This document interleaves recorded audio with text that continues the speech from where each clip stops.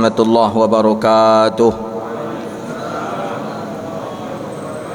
Alhamdulillahilladzi an'amana bi ni'matil iman wal islam.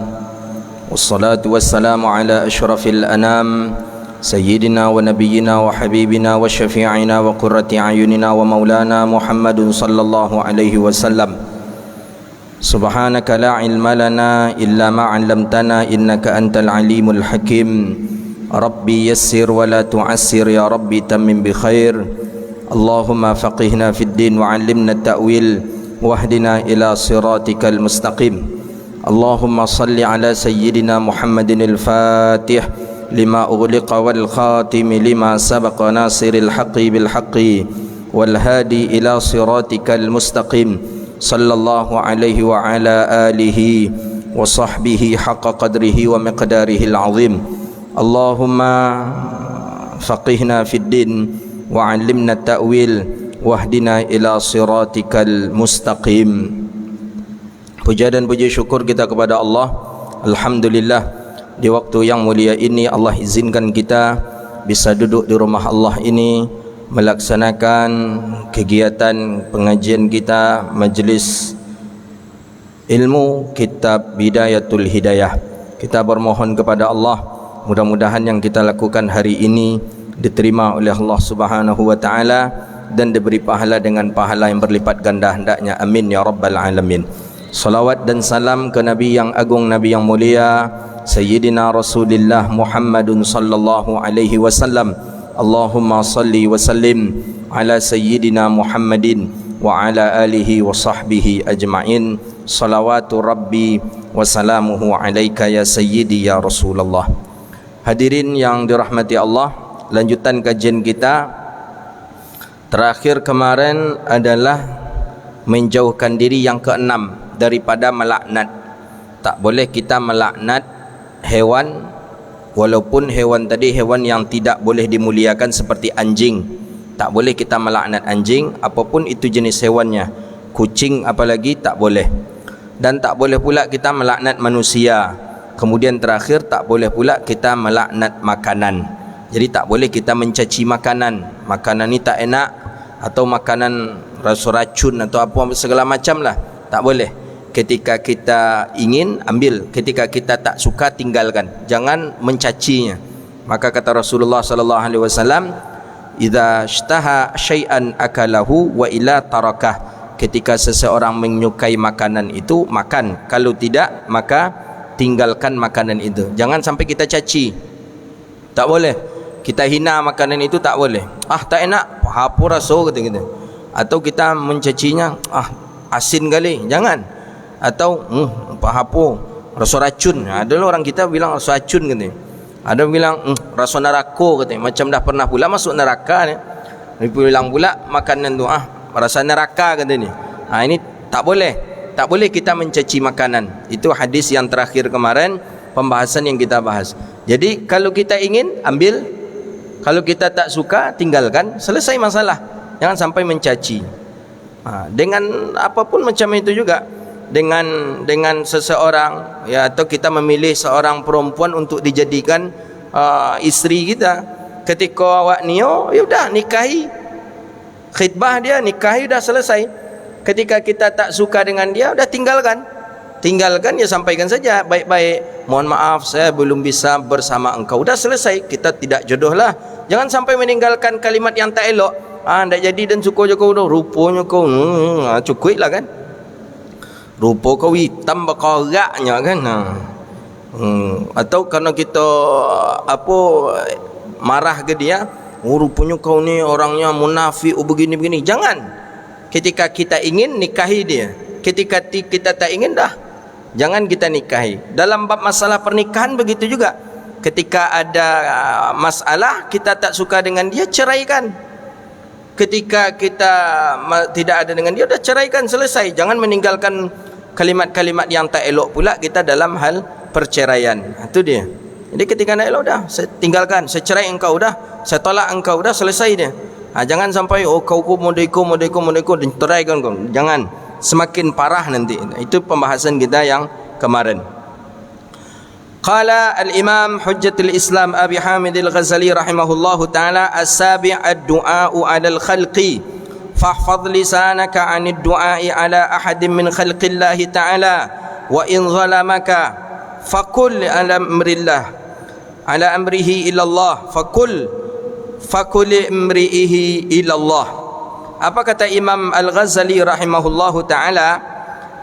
Yang ketujuh, jauhilah darimu ad-du'a wa ala khalqi, mendoakan orang, mendoakan makhluk di atas celaka, mencelakai orang. Ya Allah, binasakanlah dia ya Allah, ya Allah hancurkanlah dia ya Allah, ya Allah kena tabrak mobil lah dia ya Allah, ya Allah kena import dia sawit lahnya ya Allah. Mungkin umpama seperti itu.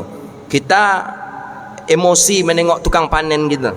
Tukang panen kita yang dia panen 2 ton tapi yang dapat cuma 1 ton. Tiup manen model itu, tiup manen model itu. Dalam tahajud kita doakan dia, ya Allah, mudah-mudahan ya Allah kena import lah nyodek sawit ya Allah. Mendoakan seperti itu tak boleh. Kata Imam Al-Ghazali rahimahullah, fahfaz lisanaka, jaga lidah engkau anid du'ai, daripada mendoakan orang, mencelakai orang, ala ahadin min khalqika, daripada salah seorang daripada makhluk Allah Ta'ala. Wa in zalamaka, sekalipun dia menzalimi engkau. Memang kita dizaliminya, memang dia menzalimi kita, memang dia menghina kita, memang dia menghancurkan kita. Ketika dia berhutang dengan kita, tak dibayarnya hutang, kita difitnahnya pula. Si anu tu baru kita minjam duit dia, baru dah kemana-mana dia ceritakan.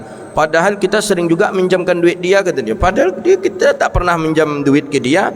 Tapi dizaliminya kita, difitnahnya kita. Walaupun dia menzalimi kita, tak boleh mendoakan orang untuk mencelakai orang, tak boleh. Itu. Jadi siapapun orang yang pernah mencelakai kita, tak boleh doakan dia dengan doa yang untuk mencelakakan dia.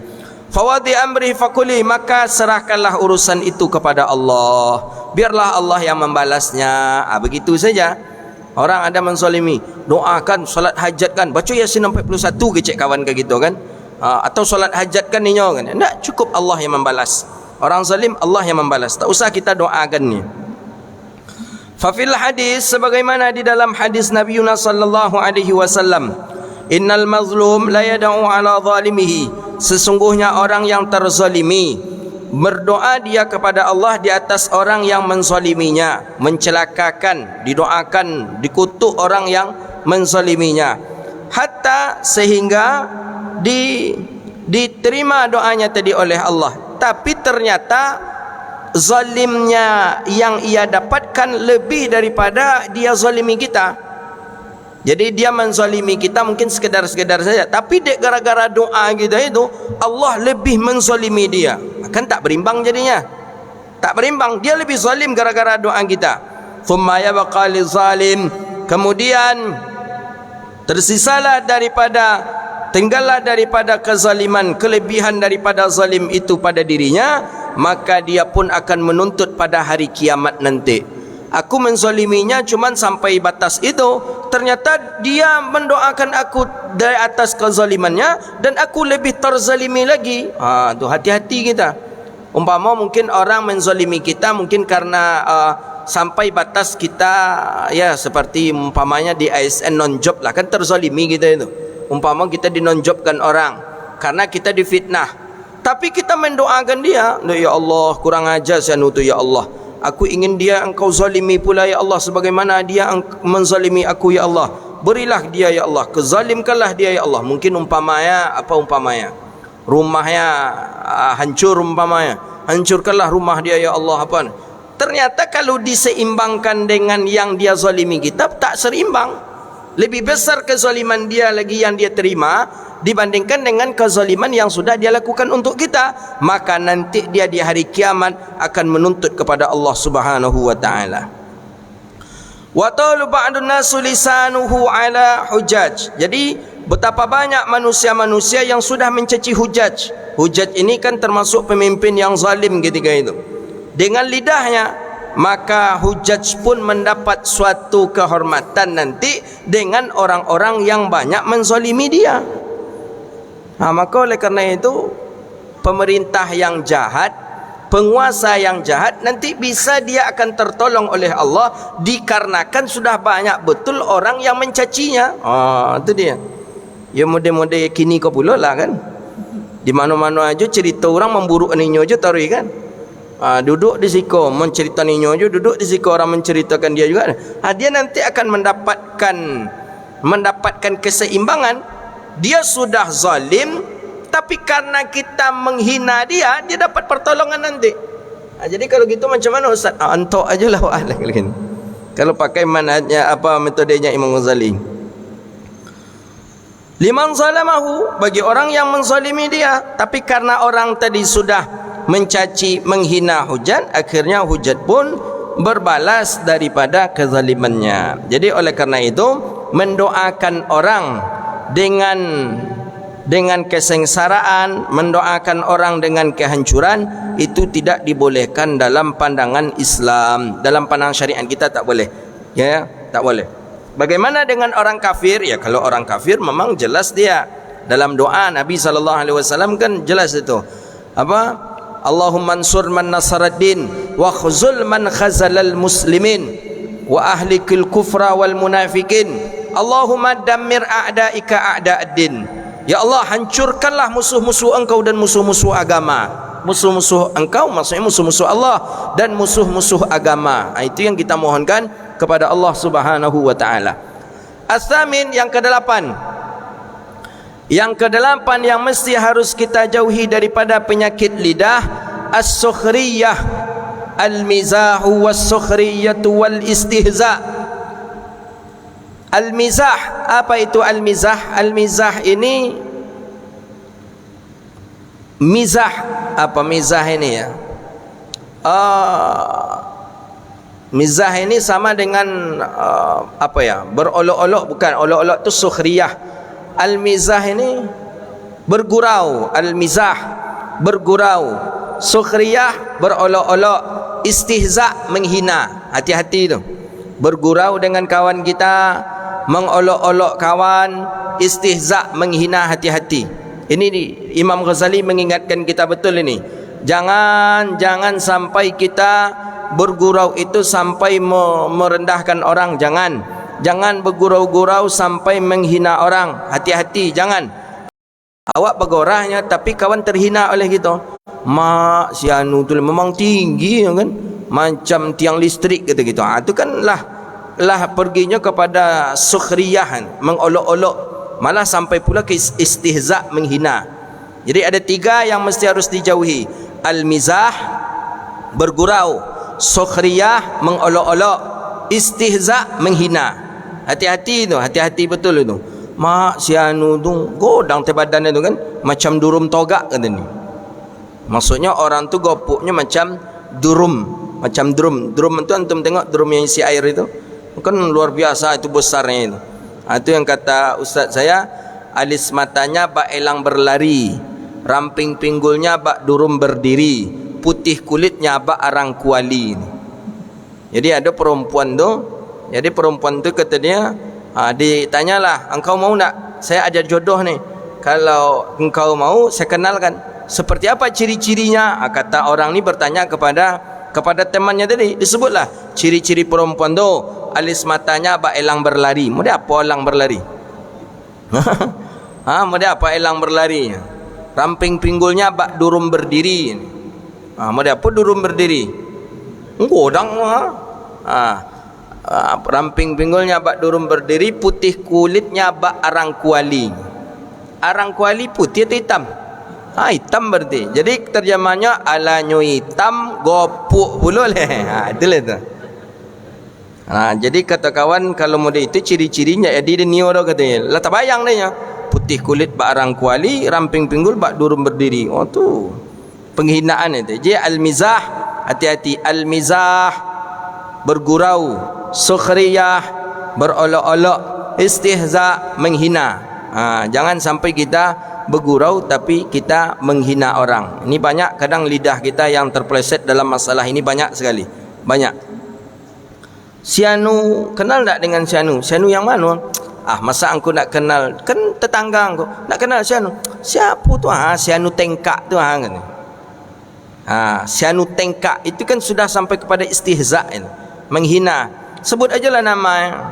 Kadang orang, maaf aku maaf. Ada yang si anu tu kan, yang agak tengkak tu kan, dia minta maaf, tapi ke kawan tak kepada orang yang tengkak tu dia minta maaf lah. Tak juga, tak pas.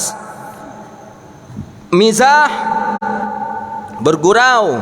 Sukhriyah, berolok-olok. Istihza, menghina. Maka kata Imam Ghazali rahimahullahu ta'ala, minhu, maka jauhilah, fahfaz lisanaka, maka jagalah lidahmu daripada yang disebutkan itu, fil jid, pada keadaan bersungguh-sungguh. Harus kuat sekali tenaga kita untuk menjaga daripada jangan sampai bergurau berlebihan. Kita gurau itu mungkin boleh-boleh saja, tapi jangan sampai bergurau itu terlampau berlebihan. Ya, kalau berlebihan kan akan menyinggung kepada perasaan orang kalau kita berlebihan dalam bergurau.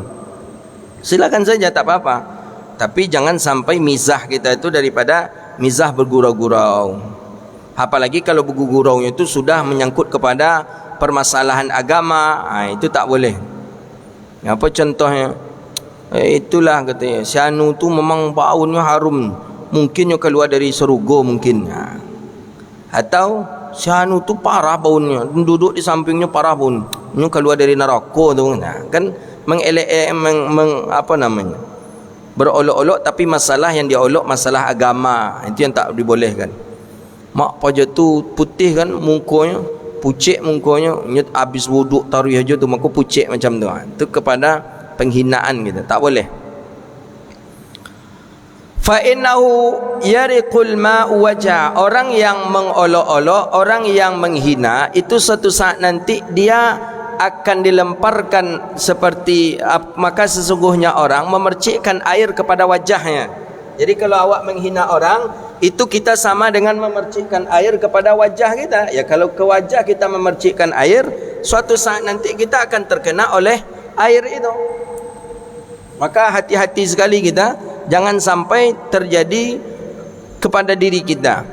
Kalau kita menghina orang, ya berarti memercikkan air. Kalau bahasa kita kan menampuk air dalam dulang katanya. Kita tepuk air di bawah tu, kita akan kena. Maka jangan sampai. Wa iskutul mahabbah, dan merusak daripada wibawa.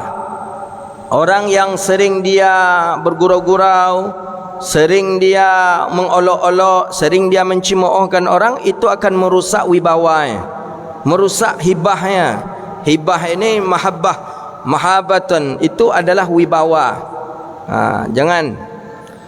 Wa yastajirul wahsyah, dan dia akan menimbulkan suatu kebencian. Kalau awak suka mengolok-olok orang, orang banyak benci ke awak, tak suka orang dengan kita. Wa yadhil qulub, dan itu merusak hati kita.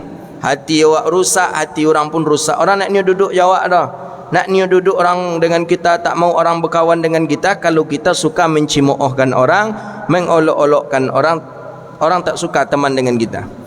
Duduk je inyo kena taria jawab dia, digolakkanlah dia apalah, tak boleh.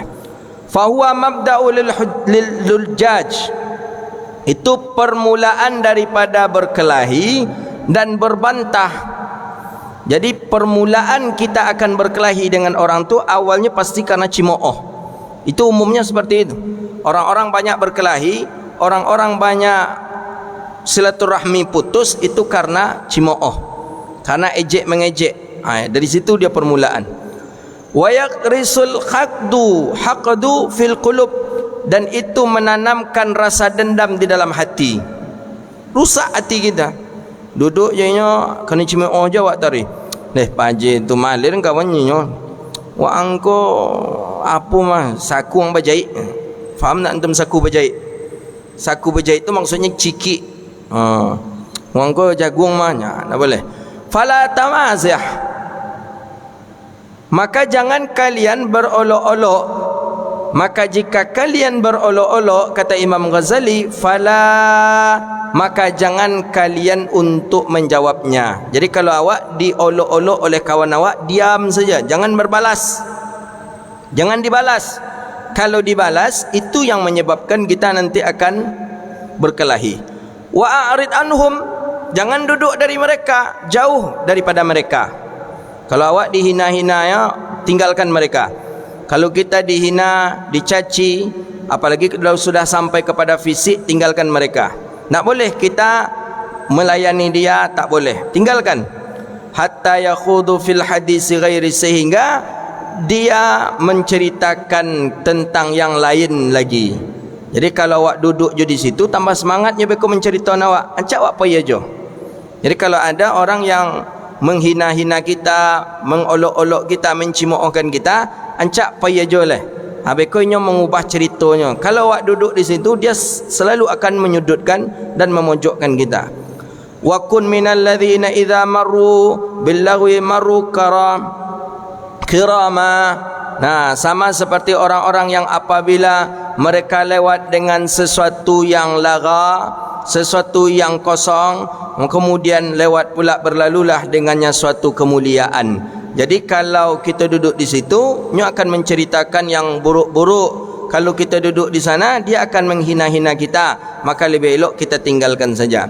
Fahadhil majamal afatal lisan, maka inilah daripada kumpulan penyakit-penyakit lidah. Wala yu'inaka alaihi ilal uzlah, tidak akan bisa diri engkau tertolong daripadanya kecuali uzlah. Uzlah itu maksudnya tinggalkan, jauhkan. Jadi kalau awak duduk di suatu tempat tu selalu ada hina menghina, olok mengolok, elok tinggalkan saja tempat itu. Itu obat satu-satunya yang bisa kita lakukan. Kalau kita duduk juga di tempat itu, hati kita akan keras, kita akan bergaduh, dan kita pun tidak jadi enak dengan orang yang menghina atau yang terhina daripadanya. Siapa pula di kita, walaupun kita tak ikut menghina, setidaknya satu lo golak, tiba kawan satu, awak satu menggolakkan kawan yang tadi, berarti kita sudah sekongkol dengan orang yang menghina tadi. Lebih baik uzlah. Uzlah tu tinggalkan, pergi. Atau lebih baik diam, jangan kita jawab. Itu ni. Illa biqadri darurah, sampai ukuran darurat. Ya darurat ya sebagaimana kita mampulah begitu. Pergi. Kalau nak, kalau bisa awak diam, duduk diam dulu. Nak tolak dah, pergi ajalah. Jangan sampai hal-hal yang tidak diinginkan terjadi. Saya masih ingat waktu kecil-kecil dulu, ada ya angkatan abang-abang saya lah waktu itu. Kan orang-orang ni, anak-anak muda ni kadang saling ejek mengejek tu biasalah. Cuman yang kawan satu ni karena sudah terlampau tinggi ejeknya, akhirnya berkelahi. Depan saya nampak itu, ditenjulah hidung ni. Itu awalnya berkelahinya masalah apa ya? Masalah jari kalau tak salah saya tu. Ang jari yang tak lurus dah kecil. Ang mungkin jari yang kau tu ketek acuk menunjuk kuburan kau kata ni. Memang jari kawannya tadi gak pencong ketek tu Jadi dia nak terima. Jadi katanya tu, ndak kecil. Jari dan kau memang dari lahirnya nak elok katanya lah. Ndak ada tu jari yang tu apa tu, jari yang kau jarang buat semayang, makanya ndak lurus dah kecil kan. Ndak terimanya pada itu dah, saking ejek-ejek macam tu, langsung tenju patah hidung. Saya nampak betul tu. Kecil saya waktu itu ya, kecilnya paling kelas 1 SD lah saya waktu itu. Nampak sepatah, patah sekali tenju tu patah, berdarah. Polisi menyelesaikannya. Itu gara-gara apa itu? Gara-gara olok mengolok. Jadi elok tinggalkan saja. Dihina gitu ada orang, awak jalan agak tengkak panjang sebola kaki yang kata kawan kita ke kita kan, payah je lah. Tak usah kita jawab. Tak usah jawab. Ayang panjang sebola nyawa atit tersinggungnya beko jadinya tak. Seolah-olah ayahnya pula yang kita sebut kakinya panjang sebola. Ancak diam aja. Pergi aja kita. Itu maksudnya. Jangan kita jawab. Kalau kita jawab berkelahi kita jadinya. Tu Imam Ghazali mengajarkan seperti itu. Faqad kana Abu Bakar Siddiq radhiyallahu anhu yadha'u al-hajara fi fihi. Sebagaimana Abu Bakar As-Siddiq meletakkan batu di mulutnya supaya terlarang mulut tadi daripada berbicara yang tidak ada hajatnya. Abu Bakar nak nionya dah, jangan sampai dia mengolok-olokkan orang. Kadang Abu Bakar mengisyarah kepada lidahnya. Ada kawan yang banyak cerita, banyak cakap, kata Abu Bakar, kata Abu Bakar, pernah Abu Bakar seperti itu. Ni kata Abu Bakar, ditunjuk Abu Bakar lidah, hati-hati dengan ni kata Abu Bakar As-Siddiq. Faqulu hadzal ladzi awradanil mawarid fahtariz minhu bijahdika, karena inilah orang-orang banyak masuk neraka, maka jaga sekuat tenaga engkau, kata Abu Bakar. Asbab halakuka fid dunya wal akhirah, sebab orang itu celaka di dunia dan di akhirat karena ini, kata Abu Bakar As-Siddiq. Jadi jaga lidah kita, jangan sampai menghina orang, jangan sampai mengecilkan orang, jangan sampai menyepelekan orang. Hati-hati, jaga lidah, kata Imam Al-Ghazali rahimahullahu ta'ala. Itu dia, jaga lidah. Kita kadang lidah ni lah yang agak susah untuk menjaganya. Susah sekali, lidah, menjaga lidah ni susah. Kadang orang berjalan nampak ada-ada aja awak komentari orang tu berjalan. Nampak awaknya berjalan je bininya berdua tu, awak komentari je tu. Nak cocok dong kan, ancak bini pada laki lainnya. Apa gunanya awak mengomentari tu, apa gunanya? Cobalah, apa gunanya? Nak cocok bini muda, laki lah tua kan. Apa gunanya? Apa gunanya mulut kita berbicara itu? Itu yang membuat banyak kita hancur itu. Amal kita rusak, di dunia kita habis amal ibadah kita. Orang jalan laki bini berdua tu, apa gunanya untuk kita apa? Tapi dia muncung tadi memang muncung cepe. Dia kata mulut tu mulut cepe, memang asal bercakap aja, dikomentari je tak. Orang berjalan maraton, orang berdua ni nak cocok adegannya, bini masih muda, laki lah tua. Apa guna untuk kita apa? Pahalanya untuk kita tu apa? Itu bahayanya lidah. Itu yang harus dijaga, kata Abu Bakar As-Siddiq. Kadang orang jalan berdua, kadang orang duduk berdua tu, nak cocok dah. Apa tu lebah uban ni? Ibu tu tengok ancak je baru. Gunanya apa kita bercakap macam tu? Apa gunanya? Tu dia. Kadang memang ada orang-orang yang kalau dia tidak berbicara mulutnya tu, dia akan sakit. Kalau tak berbicara mulutnya tu, dia akan demam. Ada saja yang dia komentari. Nampak umpamanya nampak umpamanya ini dulu ini nampak hewan, cerita Abu Nawas kan. Abu Nawas ketika nampak dia sedang mengendarai himarnya di atas, berjumpa dia dengan orang. Memang gawat dia Abu Nawas tu. Kenapa? Dia tega, dia menunggangi kendaraannya, tunggangi himar keledainya. Nak kasihan dia nengok keledainya dah kecil itu, ditungganginya pula. Turunlah Abu Nawas karena mendengar cakap orang tadi. Nak sayang ke himar. Tak lama-lama perjalanan, datang jumpa pula dengan orang. Bongak dia Abu Nawas ke kau. Nya nawa himar, nawa keledai, tak ditungganginya keledainya. Akhirnya saking bingungnya Abu Nawas, nyekobekkan dia Abu Nawas tadi himarnya, duduk pula di situ. Supaya mengelakkan cakap orang tadi. Orang bercakap awalnya tak kasihan Abu Nawas tu dengan himarnya. Himarnya dah kecil, ditungganginya pula lagi. Turun Abu Nawas, berjalan Abu Nawas. Ketika Abu Nawas berjalan, ada juga komentar orang lagi. Bongak Abu Nawasnya nawa himar, nawa keledai, tapi tidak dikendarainya. Akhirnya Abu Nawas pun bingung, diikatkannya himarnya, dia tidur lagi Abu Nawas. Jadi karena mengelakkan cakap orang tadi. Jadi memang lidah ini kadang rusak amal ibadah kita tu kan karena lidah. Lidah yang selalu kadang mengomentari hal-hal yang tidak elok, melakukan hal-hal, mengucapkan kalimat-kalimat yang tak elok. Hati-hati dengan lidah kita. Kita bermohon kepada Allah, mudah-mudahan Allah jaga lidah-lidah kita. Amin ya rabbal alamin. Maka Abu Bakar As-Siddiq radhiyallahu taala anhu yata'u hajara fi fihi liyamna'ahu, supaya melarang mulutnya tadi dalam berbicara, letakkanlah batu. Kadang Abu Bakar pun mengisyarah kepada lidahnya, hati-hati kalian dengan ini.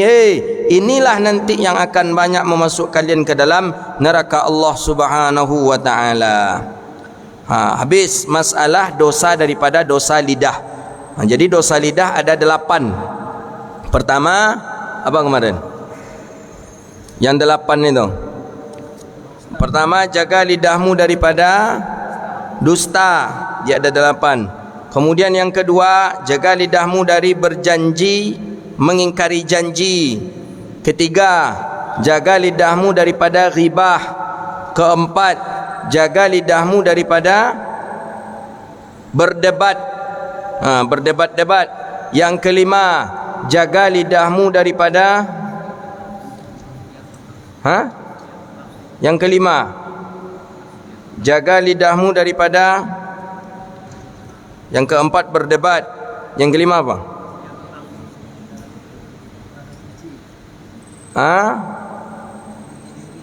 Memuji diri. Memuji daripada diri kita sendiri. Yang kelima. Yang keenam, hindarkan dirimu daripada melaknat. Yang ketujuh, daripada mendoakan orang celaka. Yang kedelapan, daripada mizah, daripada bergurau, mengolok-olok dan menghina. 8, hati-hati jaga lidah kita dari 8 maksiat itu. Kemudian selesai masalah lidah, masuk kepada masalah perut. Dia kan ada 7 kemarin. Ada mata, ada lidah, ada mata, ada telinga, ada lidah, ada perut, ada kemaluan. Berapa? Ada hati lagi. Jadi mata 1, telinga 2, lidah 3, perut 4, 5 kemaluan, hati 6. Ya kan? Jaga itu. Ini yang ke berikutnya. Wa ammal batnu fahfadhuhu min tanawuli. Adapun dosa perut, maka jaga olehmu akan perut daripada memakan makanan yang haram. Hati-hati perut kita jangan sampai memakan haram. Apa definisi makanan yang haram? Makanan yang haram itu ma laysa laka, makanan yang tidak milik engkau, bukan milik kita.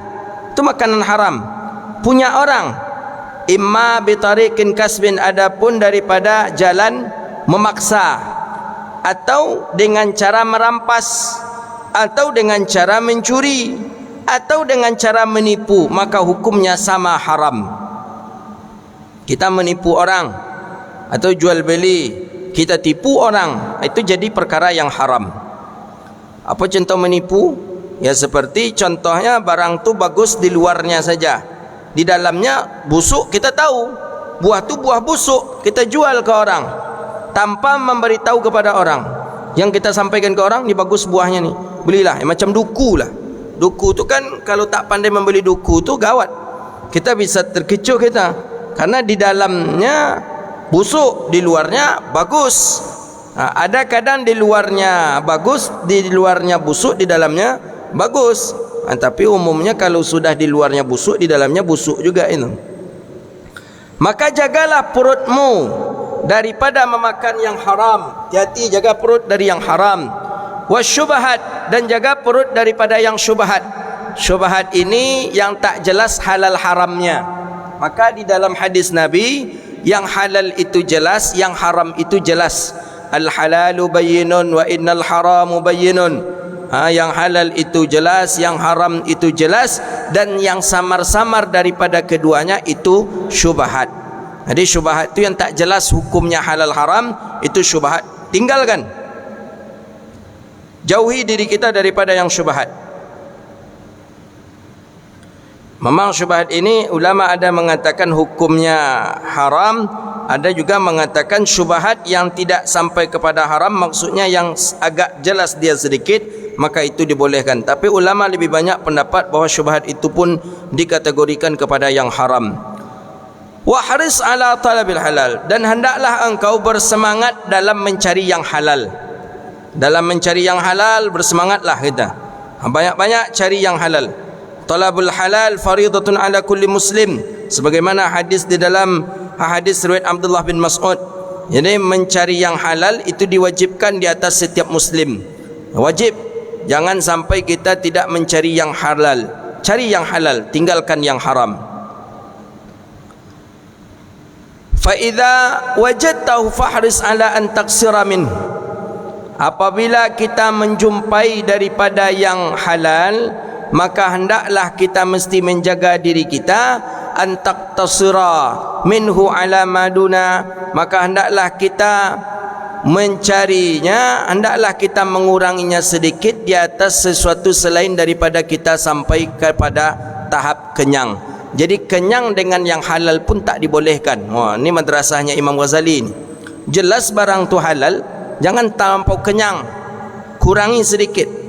Karena kenyang dengan yang halal itu bisa berakibatkan bahaya pula dia. Dalam Minhajul Abidin ada itu. Walaupun itu kita halal, jelas tu halal, kurangkan sedikit, jangan sampai kenyang dengan yang halal. Kenapa? Fa inna syab'a yuqassil qalb. Sesungguhnya kenyang dengan yang halal itu bisa yuqassil qalb, itu bisa mengeraskan hati. Maksudnya kalau perut kenyang kan keras hati kita, malas kita ibadah. Nah, bisalah antum fahami. Kenyang dengan yang halal saja kalau bisa jangan, kata Imam Ghazali. Apalagi kenyang dengan yang haram. Kenyang dengan yang halal saja bisa membuat hati kita keras, apalagi kenyang dengan yang haram, tentu bisa mematikan hati. Maka hati-hati, jangan sampai kenyang dengan yang haram. Maka ulama itu makannya dengan ala kadarnya saja. Dia ada kadar sukatan. Imam Abi Hanifah ketika perutnya lapar, dia pergi ke rumah makan yang ada masywi, memanggang ikan. Tempat panggang ikan, dihirupnya asap yang bakar ikan itu agak 3 kali, kemudian dia pulang. Itu cara kenyangnya Imam Abi Hanifah. Jadi jangan sampai kita kenyang dengan yang halal, karena kenyang dengan yang halal itu mengeraskan hati, kemudian merusakkan pikiran dan menghilangkan hafalan, dan memberatkan badan. 4, memberatkan badan daripada ibadah. Kalau kita makan kenyang dengan yang halal, akan berakibat kepada 4: mengeraskan hati, merusakkan pikiran, yang kedua. Yang ketiga, menghilangkan hafalan. Yang keempat, memberatkan anggota tubuh kita untuk ibadah. 4 ni kalau kita makan kenyang-kenyang dengan yang halal. Jelas halal duit kita ni, halal. Jadi maksud hadis, maksud perkataan Imam Ghazali ini macam mana? Jangan makan kenyang-kenyang, sekedarnya saja. Khairul umur awsatuha, sebaik-baiknya urusan itu pertengahannya saja, sekedarnya saja. Jangan terlampau kenyang, biasa-biasa saja kita. Kalau sudah terlampau kenyang, hati akan keras. Kalau hati keras, akal kita akan mudah untuk rusak. Pikiran tak kemana-mana, hafalan pun mulai kurang, hafalan pun mungkin lemah, kemudian berat badan bertambah, sehingga kita susah untuk melaksanakan ibadah. Luar biasa Imam Al-Ghazali.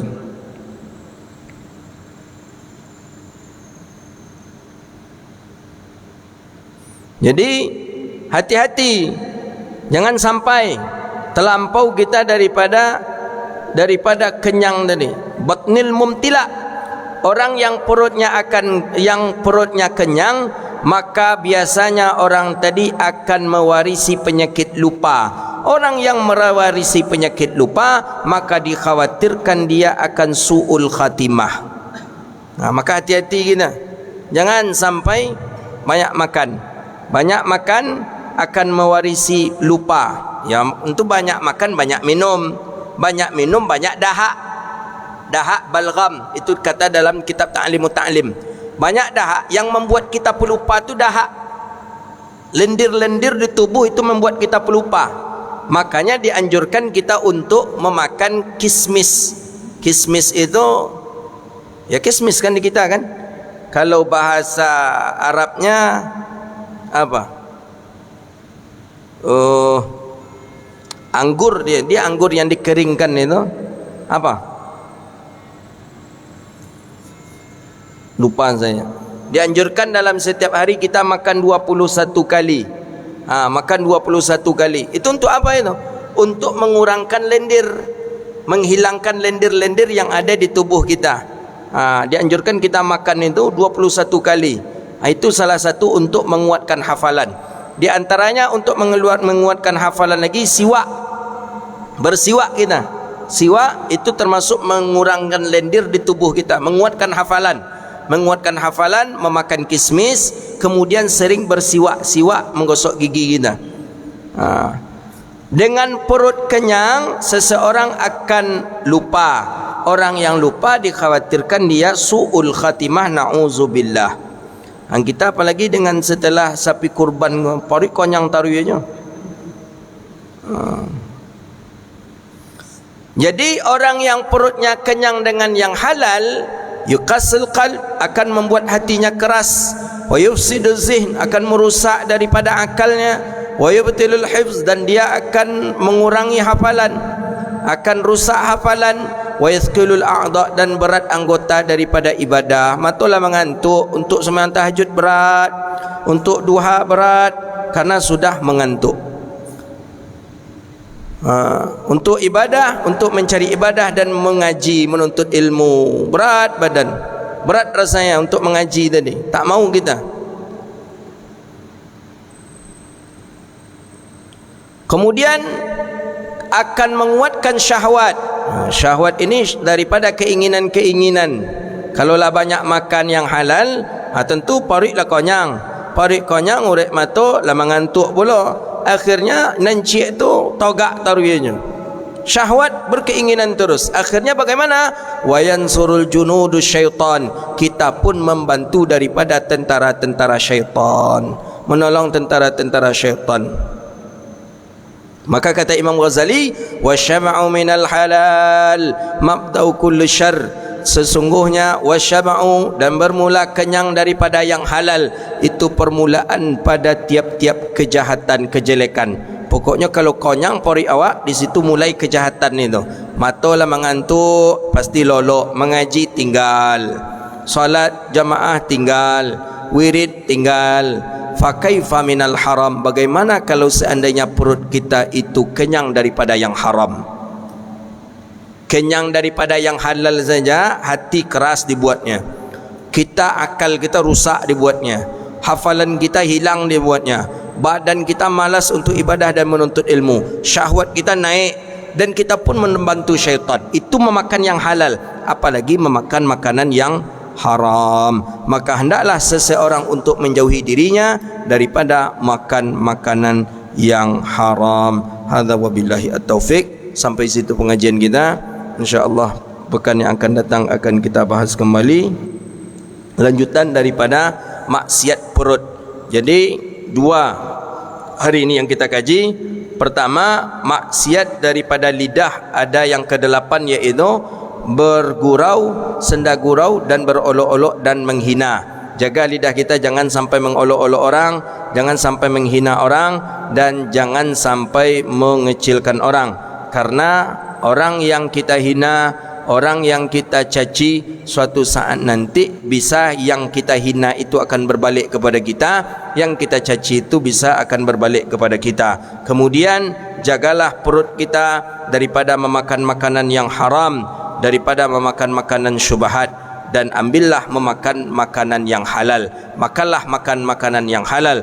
Tapi kata Imam Ghazali, makanan-makanan yang halal itu pun jangan engkau sampai kenyang memakannya. Makanlah dengan sekedarnya saja, karena orang yang makan dengan makanan yang halal sampai kenyang akan membuat hatinya keras, akan merusak akalnya, akan merusak hafalannya, akan membuat berat badannya untuk ibadah dan mengaji, dan akan menguatkan syahwatnya, dan dia membantu daripada tentara syaitan. Jadi makan tu sekedarnya saja. Makanan yang paling berkah kata Nabi SAW dalam hadis riwayat Abdullah bin Umar dalam hadis Bukhari Muslim, apa? Maka surat alaihi aidi. Kata Nabi, inna ahabbut ta'ami ilallah, sesungguhnya makanan yang paling disukai oleh Allah, hidangan yang paling disukai oleh Allah, maka surat alaihi aidi, makanan yang banyak tangan pada hidangan itu. Jadi di makanan itu banyak tangan. Si fulan, ada tangan orang miskin, ada tangan orang fakir, ada tangan orang alim, ada tangan para wali. Semakin banyak orang makan di hidangan itu, maka hidangan itu adalah hidangan yang paling berkah di sisi Allah Subhanahu wa ta'ala. Maka hidangan yang paling bagus itu hidangan yang paling banyak tangan. Maka Nabi SAW besar nampan Nabi, sebagaimana di dalam hadis Syama'il Muhammadiyah, nampan Nabi itu besarnya bisa makan 9 orang. Besar atau kecil tu? Besar. Itu Nabi, nampan Nabi itu. Ada 9 orang yang bisa makan di nampan Nabi. Jadi makanan yang paling berkah itu adalah makanan yang banyak tangannya. Yang banyak tangan ikut makan itu maksudnya bukan kiri soto pula, enggak. Tangan kiri soto, tangan soto. Itu banyak tangan tak? Maksudnya banyak orang yang ikut makan di hidangan itu. Itulah hidangan yang paling berkah di sisi Allah Subhanahu wa taala. Ana al-fakir, alhamdulillah, satu nikmat yang Allah beri. Ana pernah beberapa kali satu nampan dengan Habib Umar.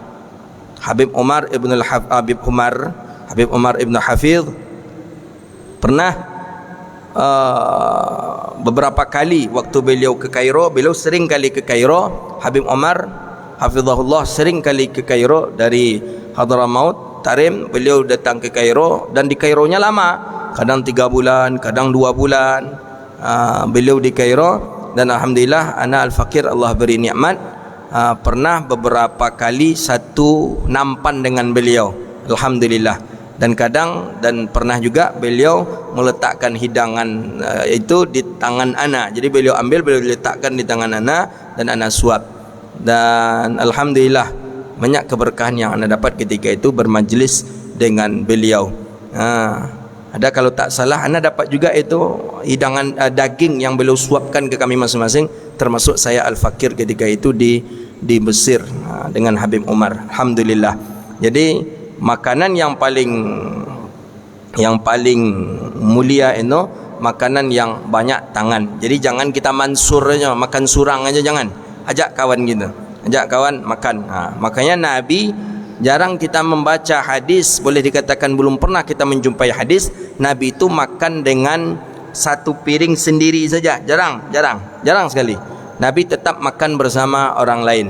Kadang gelas dalam hadis Muslim itu riwayat Sayyidah Aisyah, gelas satu dengan Sayyidah Aisyah. Jadi makan sendiri, minum sendiri, jangan ajak orang lain untuk ikut makan bersama kita. Hadza wabillahi at-taufiq. Rabbana atina fid dunya hasanah wa fil akhirati hasanatan wa qina adzabannar. Allahumma faqihna fid din wa 'allimna ta'wil wahdina ila siratikal mustaqim. Rabbana hab lana min ladunka rahmatan wa hayyi' lana min amrina rasyada. Rabbana innana amanna faghfir lana dhunubana wa kaffir 'anna sayyi'atina wa tawaffana ma'al abrar. Rabbana atina fid dunya hasanah wa fil akhirati hasanah wa qina adzabannar. Wa sallallahu ala nabiyyina Muhammadin wa ala alihi wa sahbihi ajma'in walhamdulillahi rabbil alamin. Sallallahu rabbuna ala nuril mubin Ahmad al-Mustafa sayyidil mursalin. Sallallahu rabbuna nuril mubin Ahmad al-Mustafa sayyidil mursalin. Sallallahu rabbuna ala nuril mubin Ahmad al-Mustafa sayyidil mursalin wa ala alihi wa sahbihi ajma'in wa ala alihi wa sahbihi ajma'in walhamdulillahi rabbil alamin. Insyaallah besok subuh pengajian kitab Riyadhus Shalihin di Masjid Nurul Huda. Demikian, mohon maaf wabillahi taufiq hidayah. Assalamualaikum warahmatullahi wabarakatuh.